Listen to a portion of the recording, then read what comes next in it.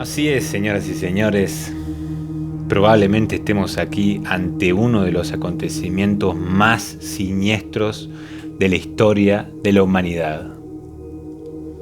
Ustedes saben que a nosotros acá en este canal nos gusta traer cosas lindas, cosas positivas, proactivas para la sociedad, para la humanidad, que signifiquen un cambio para bien.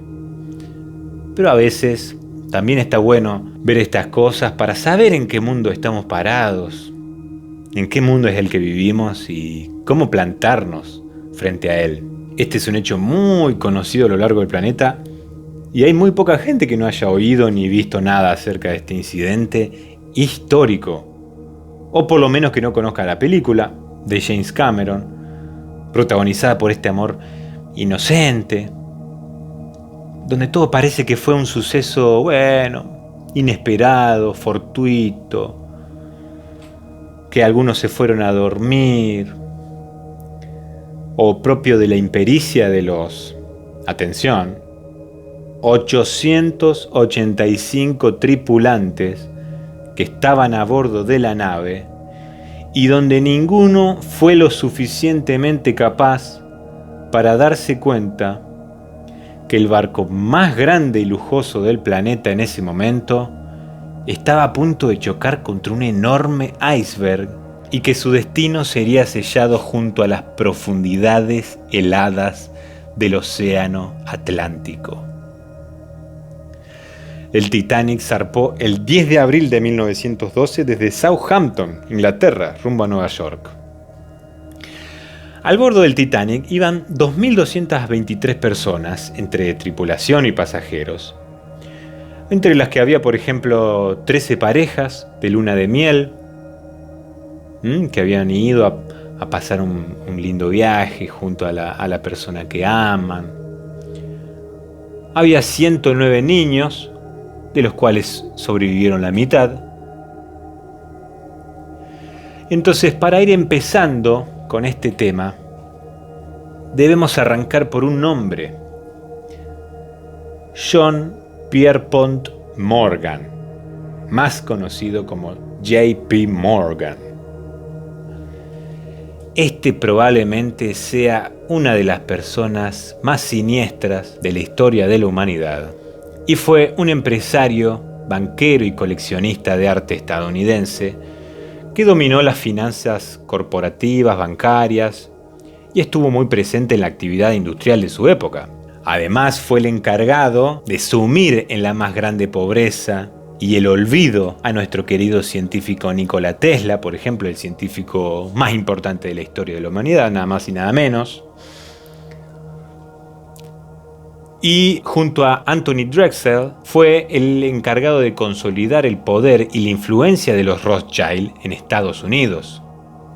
Era socio también de Rockefeller y se dice que los pánicos financieros de 1873, 1884, 1893, 1907 y más tarde 1920 fueron iniciados por Morgan, con la intención de presionar por un sistema bancario mucho más fuerte, lo cual supuso la paralización de industrias y obviamente gente sufriendo por desempleo, etcétera, etcétera.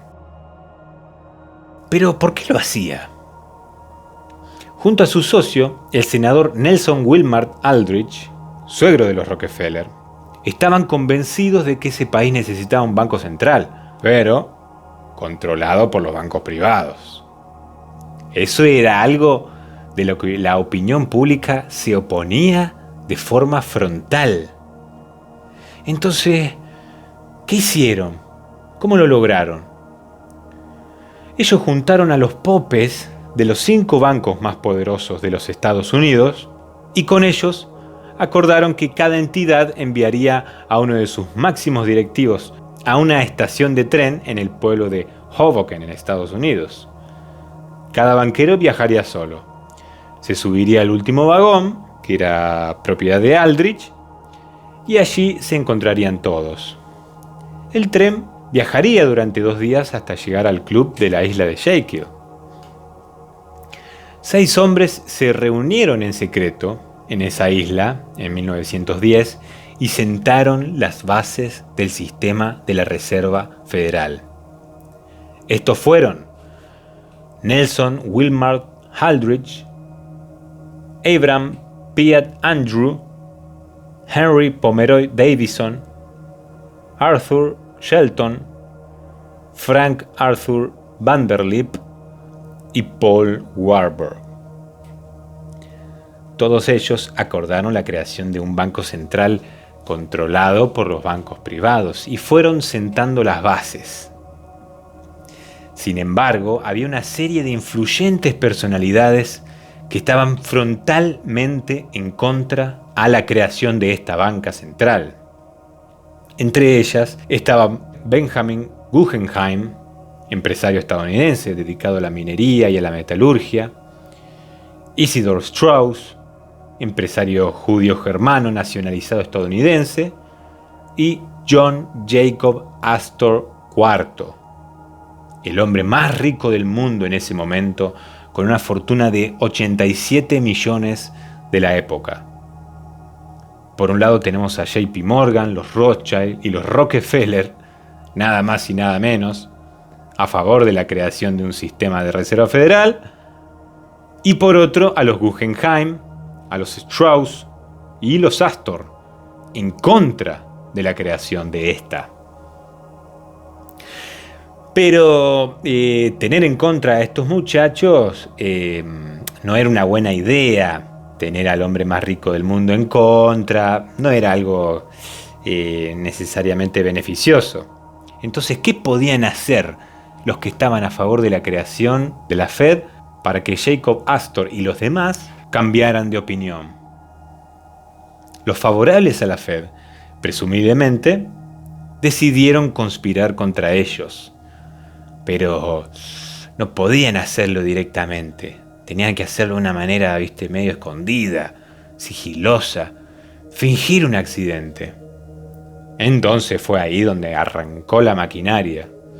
JP Morgan financió y construyó el barco RMS Titanic. La International Mercantile Marine Company, originalmente conocida como International Navigation Company, fue un trust de empresas creados a principios del siglo XX en un intento del banquero estadounidense por monopolizar el comercio marítimo. Una de las filiales de esta era la White Star Line, conocida por ser la propietaria del RMS Titanic. Claro que vos buscás en Wikipedia quién había financiado el barco y te aparece esta empresa, pero no te dicen quién estaba detrás. El astillero Harland & Wolff fue autorizado a construir un nuevo trío de buques de la bautizada como clase Olympic para la White Star Line: el Olympic, el Titanic y el Britannic. Cerca de 3.000 hombres durante 27 meses trabajaron incansablemente juntando a los mejores técnicos de la época para terminar la construcción del Titanic, el mayor barco jamás construido en la historia. El barco era el mayor símbolo de lujo de la época, motivo por el cual todos los ricos querían viajar en él. Pero, qué casualidad, qué conveniente que hubo alguna de las personalidades más influyentes de esa época que compraron los billetes, compraron los tickets, pero antes de zarpar se produjeron extrañas y convenientes cancelaciones que evitaron que muchos de estos no subieran a ese barco. Las excusas fueron diversas, pero obviamente dentro de estas personalidades estaba el banquero Morgan. Algo sabía, me parece, ¿no? Tras zarpar de Southampton, el 10 de abril de 1912, el Titanic recaló en Cherbourg, Francia, en Queenstown, Irlanda, antes de poner proa y dirigirse definitivamente hacia el Océano Atlántico. Lo que ocurrió después es historia conocida. A las 23:40 del 14 de abril, un día tranquilo, una noche estrellada, el mar absolutamente calmo. Este barco indestructible chocó contra un iceberg. 2 horas y 45 minutos después de la colisión, la nave ya estaba hundida por completo. El hundimiento terminó con 1.496 muertos por ahogamiento o hipotermia, la mayoría, y según la investigación del Senado de los Estados Unidos, aunque el buque cumplía las medidas de salvamento exigidas por la legislación, la capacidad de los botes salvavidas no era suficiente para el número de personas a bordo. Y encima este no es el caso donde más personas mueren por un accidente de barco. Pero el hecho de que sea por lejos el más conocido solamente parece hacer aún más macabra esta situación.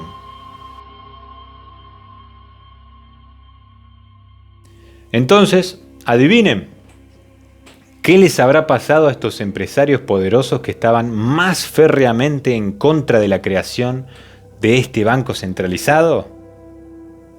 Sí, exactamente. Todos murieron esa noche. Este, por ejemplo, era el hombre más rico del mundo en ese momento. Y lo mataron igual. Obviamente no sé cómo lograron que efectivamente que estos suban al barco. Calculo que era algo que nadie quería perderse. La verdad que no lo sé. El tema es que solo un añito después, en 1913, el Congreso finalmente decide la creación de la Reserva Federal, usando como partida gran parte de las disposiciones del encuentro de la isla de Seychelles. La Fed hoy por hoy es un banco central controlado por 12 bancos privados.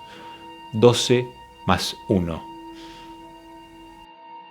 El naufragio del Titanic conmocionó e indignó al mundo entero por el elevado número de fallecidos y los increíbles errores cometidos en el accidente.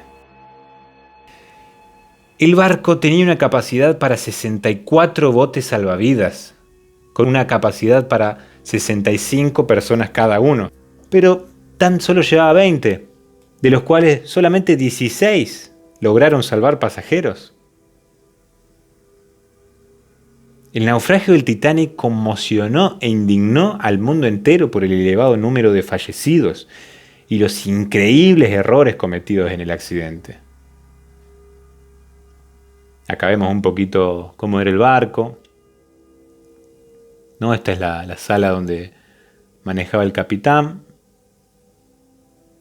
Acá vemos el gimnasio del barco con un simulador de remo ahí. Todo muy lujoso, muy lindo. Acá está una sala de estar, donde se reunían la gente de primera clase.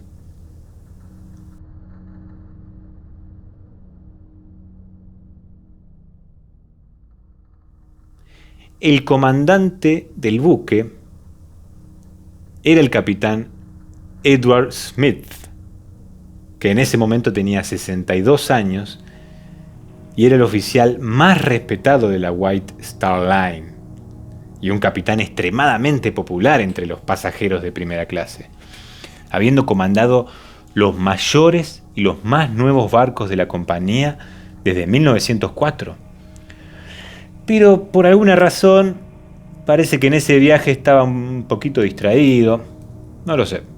Además de que muchos de los otros tripulantes de jerarquía habían trabajado con el otro barco idéntico al Titanic llamado Olympic, así que conocían las instalaciones. La tripulación del barco no detectó a tiempo el iceberg porque no tenían prismáticos. Pero vos decís, ¿cómo puede ser que no tengan prismáticos ahí en el barco más lujoso y más importante del mundo? Bueno, los vigías de la nave tenían que depender solamente de su vista porque los prismáticos de la nave estaban encerrados en un armario del que nadie podía encontrar la llave. No. Se perdió la llave. Se habrá caído por ahí al fondo del mar. Andá a saber. Por otra parte, no había bengalas rojas, que son las que sirven para avisar a los botes de rescate o a otros barcos cerca de la zona.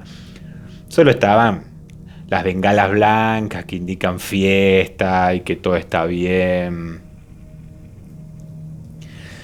También un simulacro de uso de los botes salvavidas debía haberse realizado justo el día del hundimiento. Pero, qué casualidad, fue cancelado por el capitán del barco.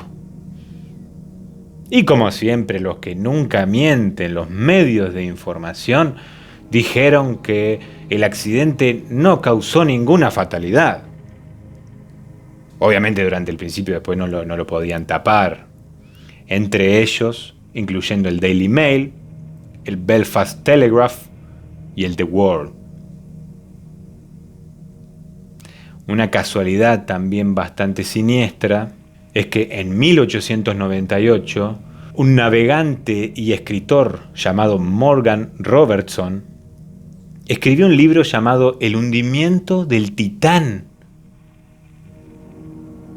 sobre un crucero de lujo considerado insumergible que iba demasiado rápido en el Atlántico Norte en abril, el mismo mes, y chocó contra un iceberg, matando a casi todo el mundo a bordo debido a la falta de botes salvavidas. ¡Qué casualidad! ¡Qué casualidad también que el autor del libro fue envenenado hasta la muerte un par de años después del hundimiento del Titanic! Entonces, ¿qué pasó acá? En aquella reunión secreta en la isla de Jekyll, los 5 grandes mayores bancos del país, ¿se puede decir que prepararon el golpe? ¿Sirvió este libro de ficción, Hundimiento del Titán, como inspiración para el suceso real? ¿O se trató de otro ejemplo de programación predictiva? La verdad que son muchas preguntas sin respuesta, pero la realidad siempre supera a la ficción. Son casos extremadamente tristes, feos, que han ocurrido, que está bueno saberlos, que está bueno compartirlos, así compartíselo a este video a la gente que conozcas, a tus amigos, a la gente que por ahí no tenga esta información, porque claro, a vos te presentan el tema como que, no, bueno, era un barco que salió ahí y había un iceberg y no lo vieron, qué cagada, y bueno, chocaron y murieron. Punto. No pregunté más. Cuando me empecé a preguntar, che, pero ¿cómo puede ser que tanta irresponsabilidad con un capitán con tantísimos 62 años, el tipo, tantos años de experiencia, no pudieron tener un poquito de previsión? ¿Cómo que no tenían bengala roja? ¿Cómo que no tenían botes salvavidas? ¿Qué pasó acá? No pregunté. Solamente te ponemos la película y en la película te mostramos que había un chico de tercera clase que estaba enamorado de una chica de primera clase y punto. Y nada más. La verdad que es bastante siniestro. Nosotros por suerte somos distintos. Yo estoy seguro de que si vos estás mirando este video, sos una persona de bien, sos una persona distinta. La verdad que, bueno, qué sé yo, parece que hubo gente y hay gente que está dispuesta a cualquier cosa, con tal de hacer unos pesitos más, con tal de hacer unos dólares más, con tal de controlar a los otros, que no se les vayan de las manos el mundo. Ellos quieren controlar y controlar y controlar y controlar. Paremos un poco, muchachos. Nosotros, el pueblo, la gente normal, Obviamente uno dice, no, somos unos que estamos dormidos, somos unos tontos porque no nos damos cuenta. Sí, a ver, pero no es que seamos todos idiotas, nosotros simplemente hacemos nuestra vida y no estamos pendientes de controlar al otro y de ver si hay uno que está dispuesto a cagarte y de ver si hay uno que está dispuesto no sé, a destruir un barco, a construir un barco súper lujoso, enorme, meter un montón de gente ahí, pobres, ricos, niños, animales, meterlo entre muchos al hombre más rico del mundo y hacer mierda el barco, destruir el barco, que se ahoguen, que se caguen de frío ahí, que se congelen. ¿Qué me importa a mí? Si yo tengo que crear acá la Reserva Federal. Bueno, es todo muy, muy criminal, muy, muy criminal. Pero bueno, no los quiero envenenar más, gente, con esta información. Muchísimas gracias por escuchar acá, muchísimas gracias por estar con nosotros acá acompañándonos. No se olviden de suscribirse para no perderse nada de toda la información que tenemos para dar. Y bueno, compartan este video, denle like ahí, denle me gusta. Y bueno, nos estamos viendo en próximas ocasiones. Muchísimas gracias.